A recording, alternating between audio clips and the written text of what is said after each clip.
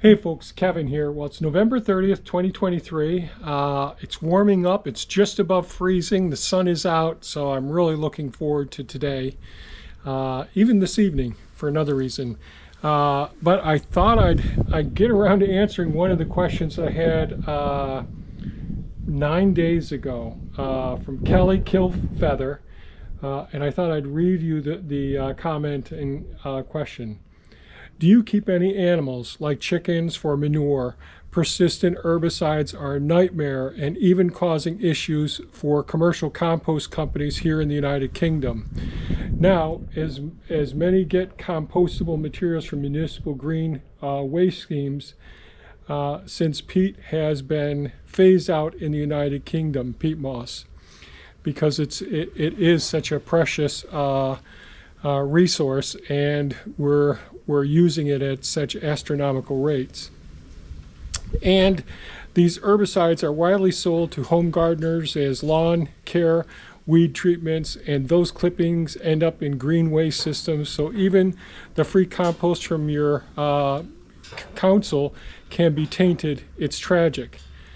I'd like to get some chickens at some point to help me break down the compost heaps quicker, but we've been in avian flu lockdown for most of the past couple of years.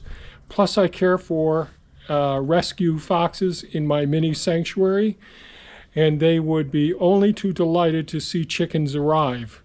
All the wild foxes in my area know me too, and pop around every evening for leftovers and scraps. And it helps me keep an eye on them it helps me keep an eye on them if they're having any health issues. My background is volunteering at a wildlife hospital plus a fox rescue. I didn't wind up with rescue foxes on a whim. So I need to build a Fort Knox for chickens or negotiate a treaty with the wildlife. I think I could convince the local foxes to leave them alone. Foxes are smart and peaceful animals. It's the resident badgers that I don't trust. Maybe I need a hot composter and compost the fox and badger poop. Might be easier. And smiles and all. And first, let me say, Kelly, thank you so much for taking care of the injured and orphaned foxes. That is near and dear to both Thea and I's hearts. I've got to take my glasses off here for a second. Most people who watch the channel probably haven't been watching it for years, but Thea and I used to have a wildlife rehabilitation center called Hidden Acres Wildlife Rehabilitation Center. We took care of a whole diversity of different species, from hawks and owls to and I'm going to try and keep out of the wind here, to various birds of prey, songbirds, and I'm sorry about the wind, it's just picking up a bit.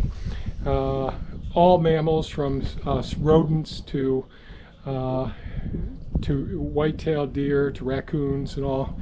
I can remember going into the center at times and having cages of 50 baby raccoons screaming to be fed, possums and skunks and all.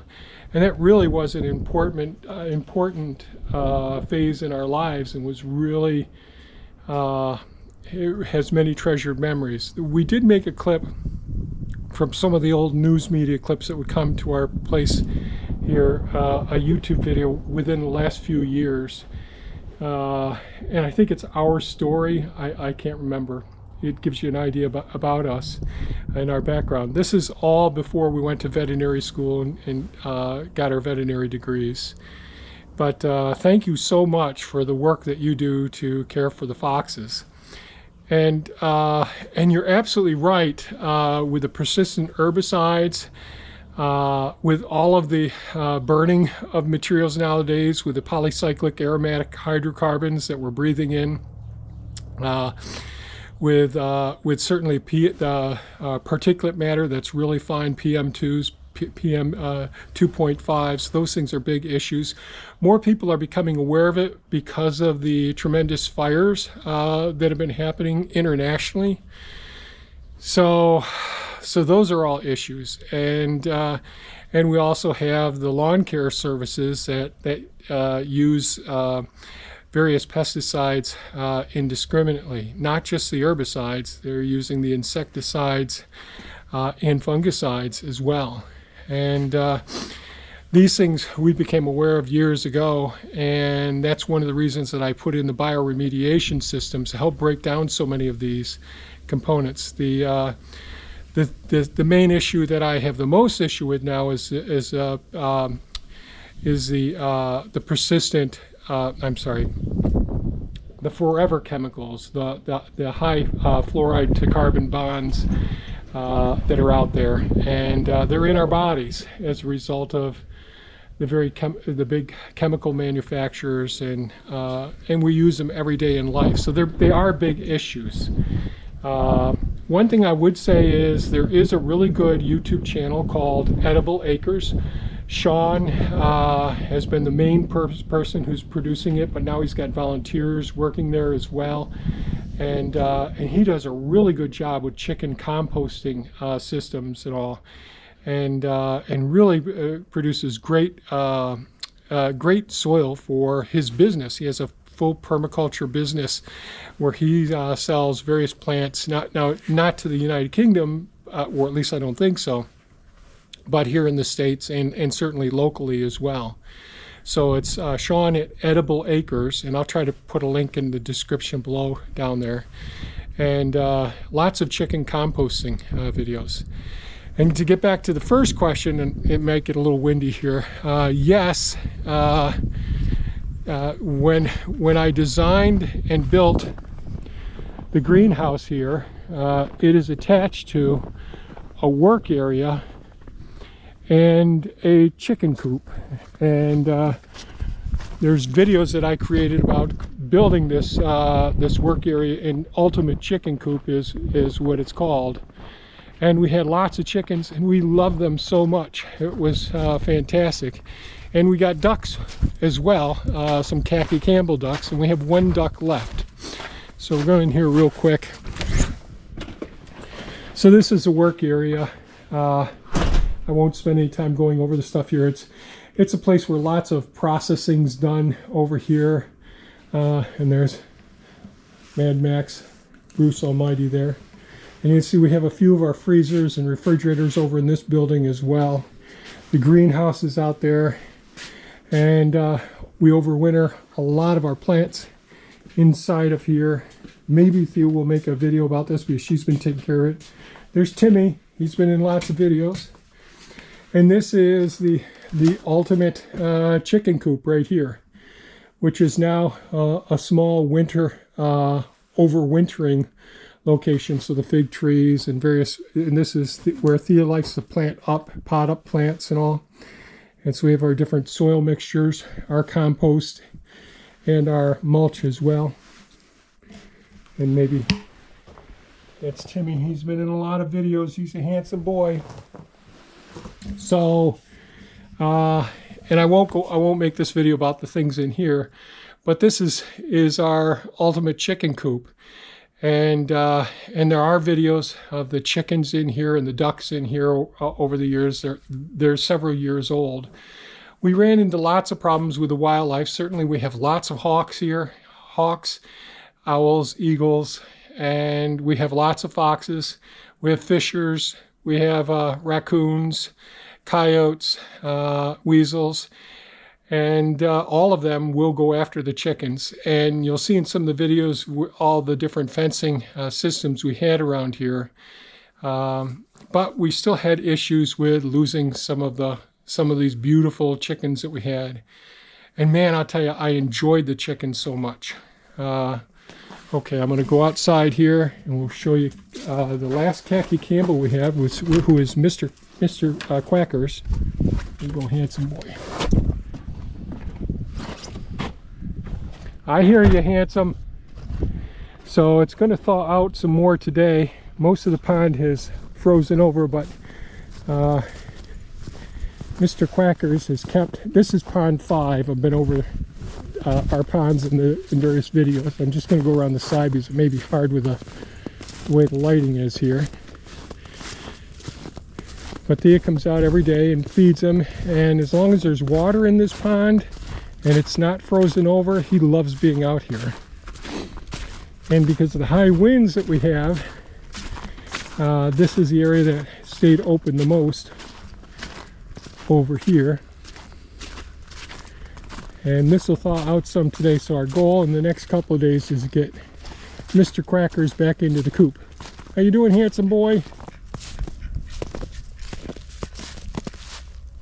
Handsome boy. Now, khaki Campbells are kind of almost a wild. It's like having a feral cat in a sense. They're afraid of people and all. We had 4 or 5 initially. I think we had 5 initially, and well, basically, they reproduced, and we had a bunch. I can't remember how many right now. He's the last one that survived, but they're kind of brutal. I don't enjoy watching them, the way that they, you know, they molest the females and just about drowned them trying to mate with them and all. So that I don't enjoy at all. And these aren't particularly friendly like some of the Peking ducks and other varieties of ducks. So I do miss the chickens a lot. We had areas fenced out, like this is the almond forest over here.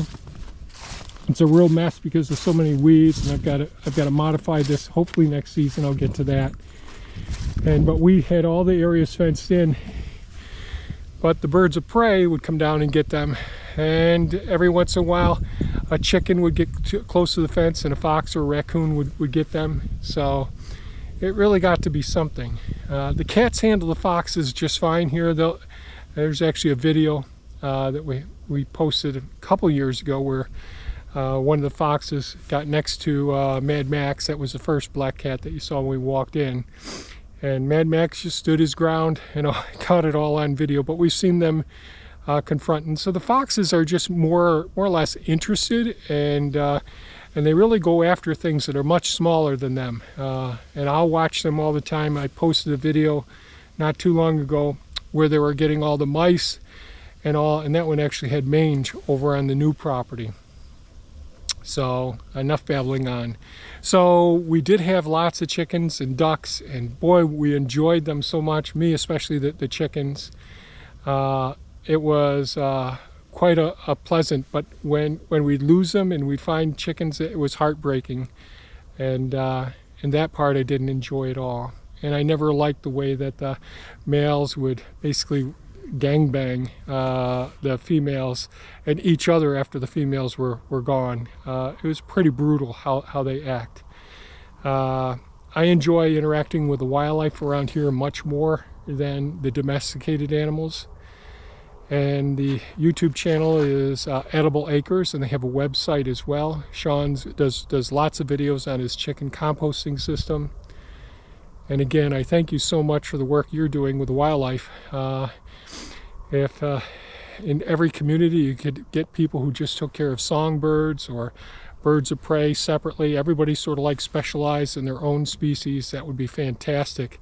Just to try and give them an opportunity to survive and to be able to achieve an equilibrium with the human species as we're encroaching on all of their area, or have encroached on all of their area. So that's it for today's video. Thank you so much for your long comment. We really do enjoy the comments and all that people leave. And thank you so much, Kelly, for everything you're doing. Take care now and have a super fantastic and safe day. Bye-bye.